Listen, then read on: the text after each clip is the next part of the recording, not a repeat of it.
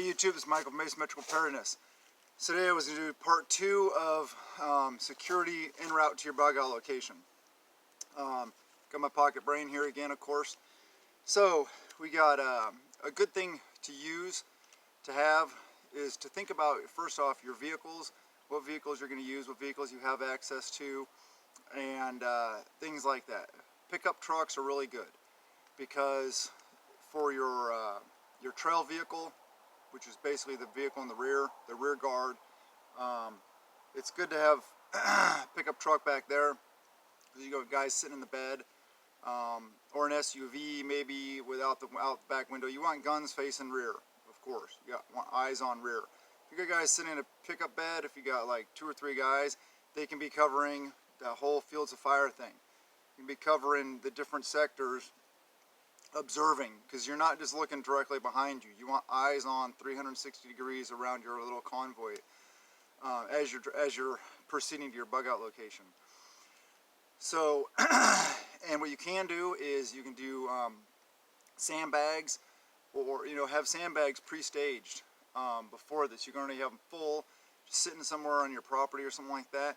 Throw them back in the back of the truck. Make a little sandbag enclosure, at least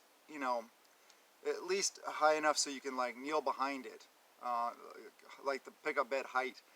And I know if you got a pickup, like a small little pickup, it's gonna be a lot of weight.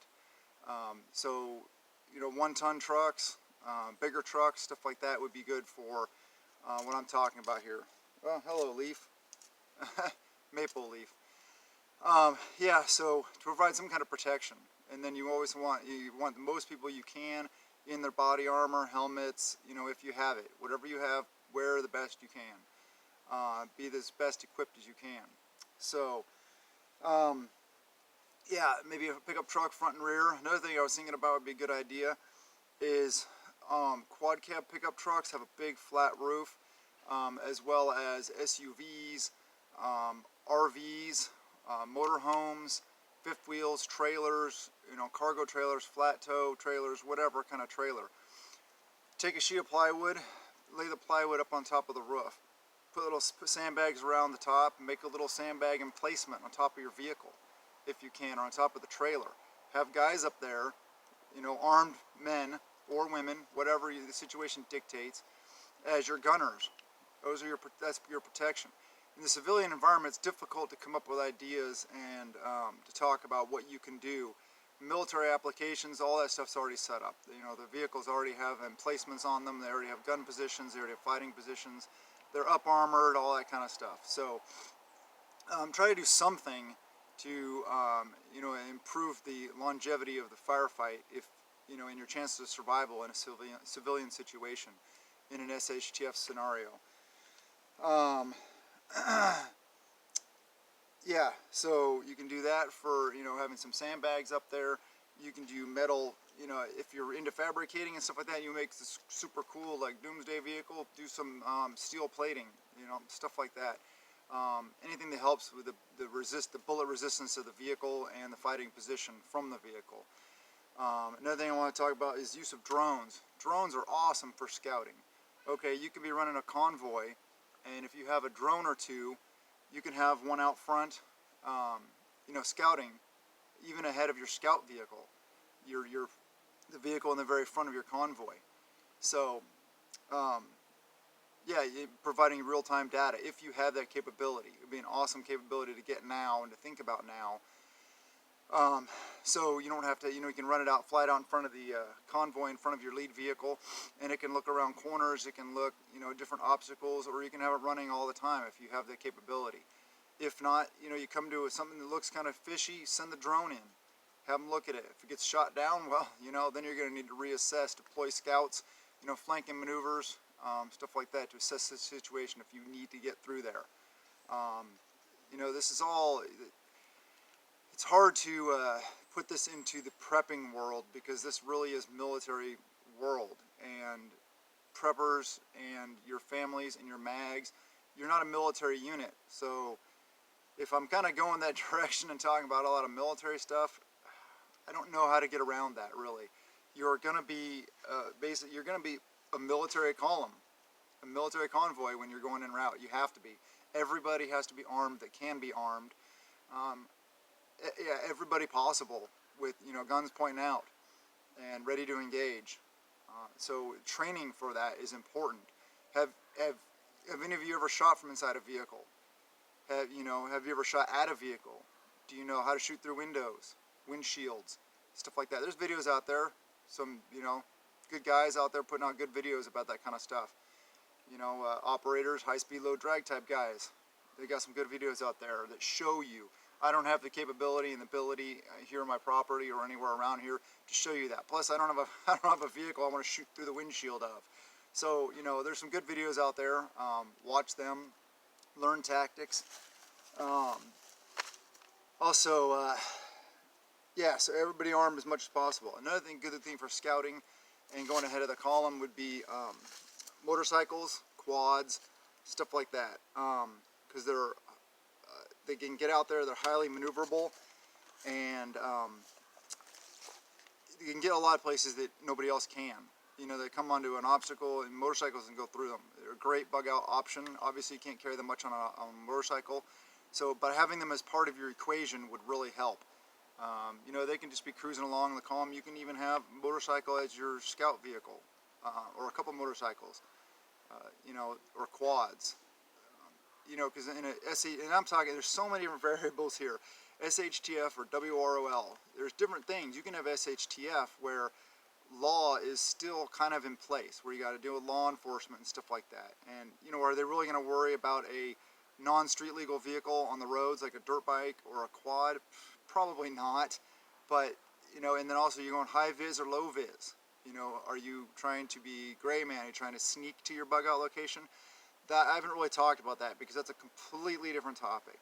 Maybe I'll probably have to do another follow-up video on that, because I'm talking high vis. I'm talking gun emplacements on the vehicles, you know, guns pointing out, people armed up, up armored as much as possible, stuff like that. So, as I said, this is a humongous topic. You could talk for, you know, hours and hours and hours on, making different YouTube videos about. So maybe I'll end up going there. I don't know. But yeah, have the stuff for your vehicles ready now, as well as your routes, your maps, all that stuff I talked about, your caches. All that stuff needs to be pre-set up as much as possible to help you guys have a better chance and a better chance of success. Also, like, you run into an ambush, okay? Fight or flee.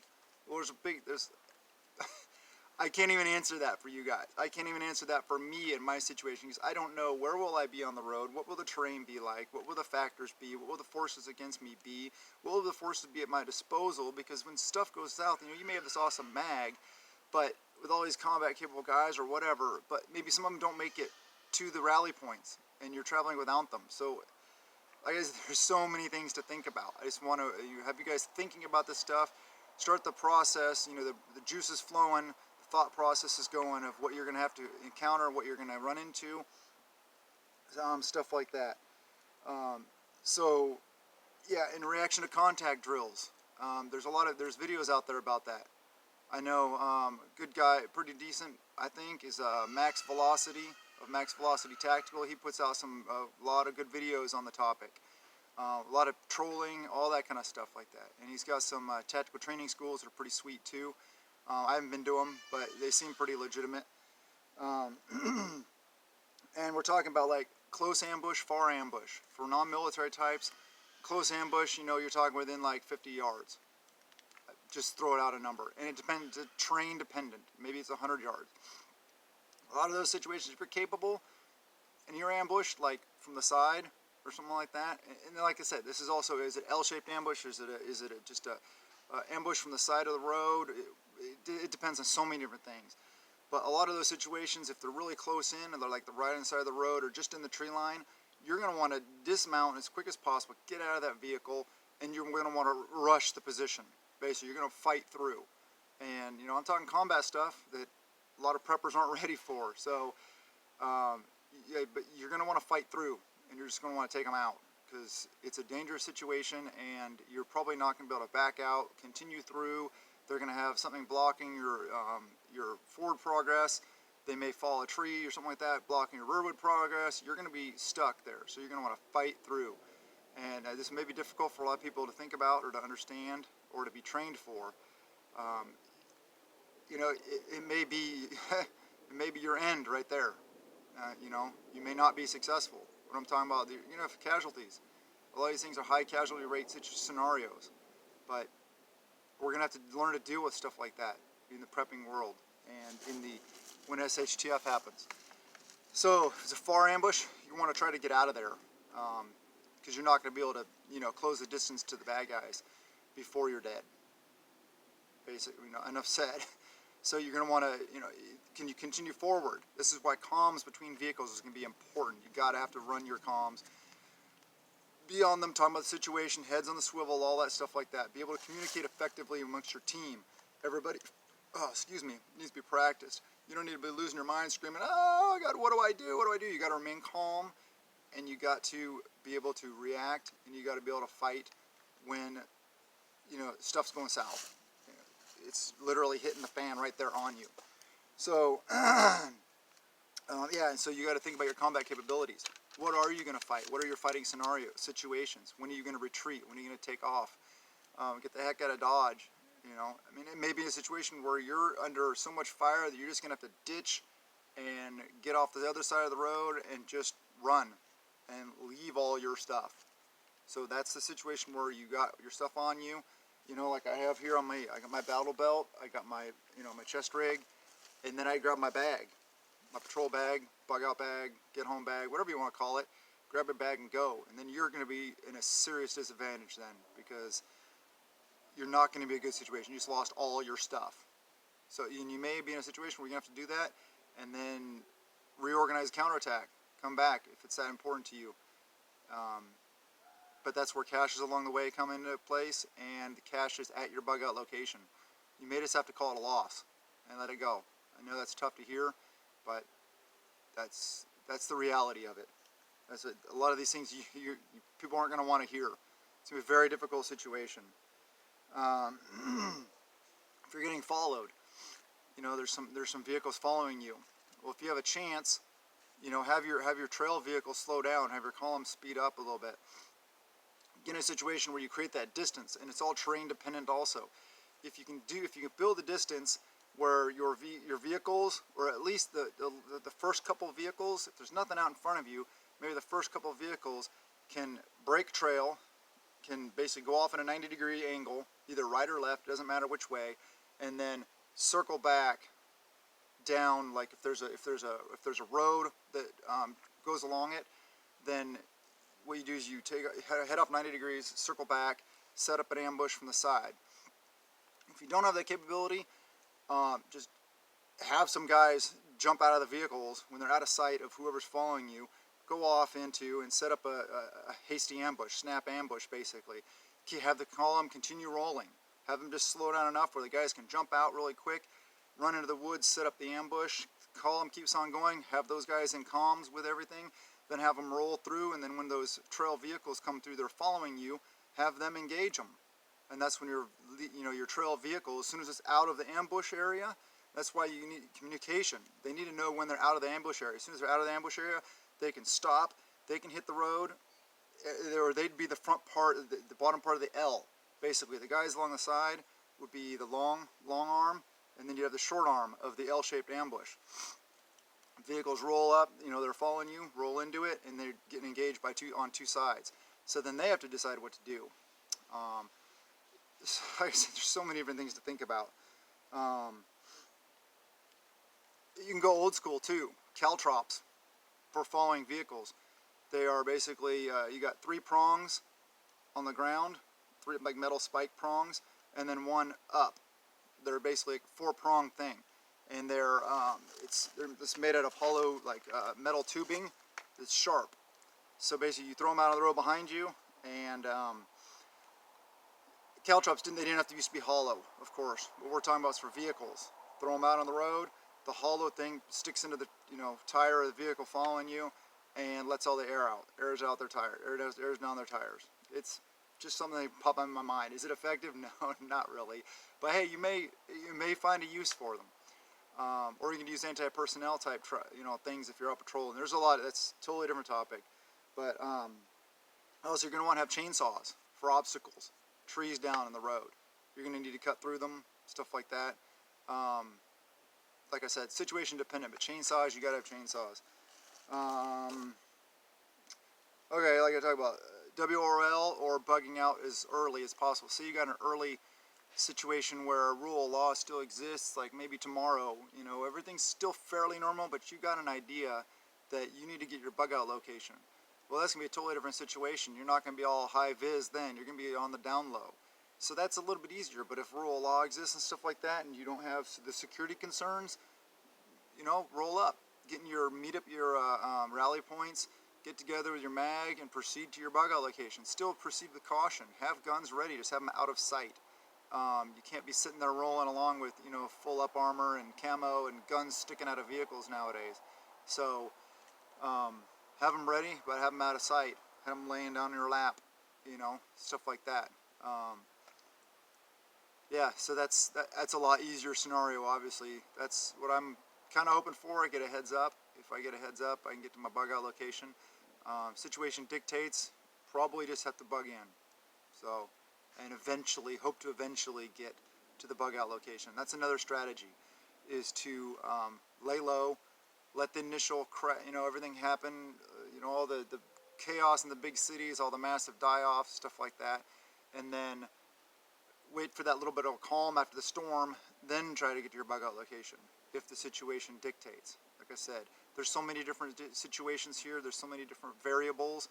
I can't answer them all. I just want to get you guys thinking about some things, talk about some things, so it'll help you guys, hopefully.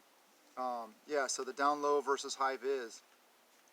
Hopefully it's more on the down low, because then you got, it's a lot easier. If you're going high vis, you're talking high threat.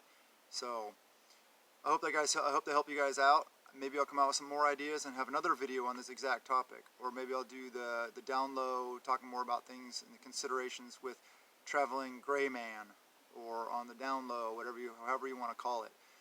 But yeah, so I hope this second part helped to expound upon the things I talked about, give you some more ideas.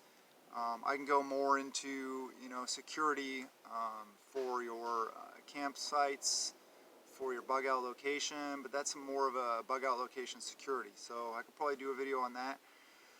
I hope you guys are thinking about this. Don't be fearful. It'll get bad, but just do your best now. Think about these things now. The more prepared you are now, the better it will be for you. So, like I say, prep out of peace of mind, not out of fear.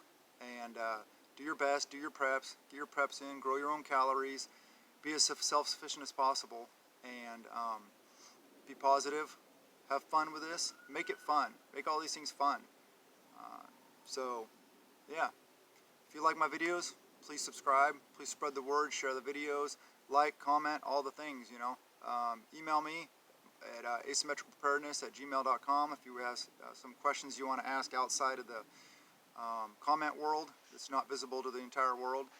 Go ahead and drop me a line, and I'll get back to you. So with that, blessings to you and yours.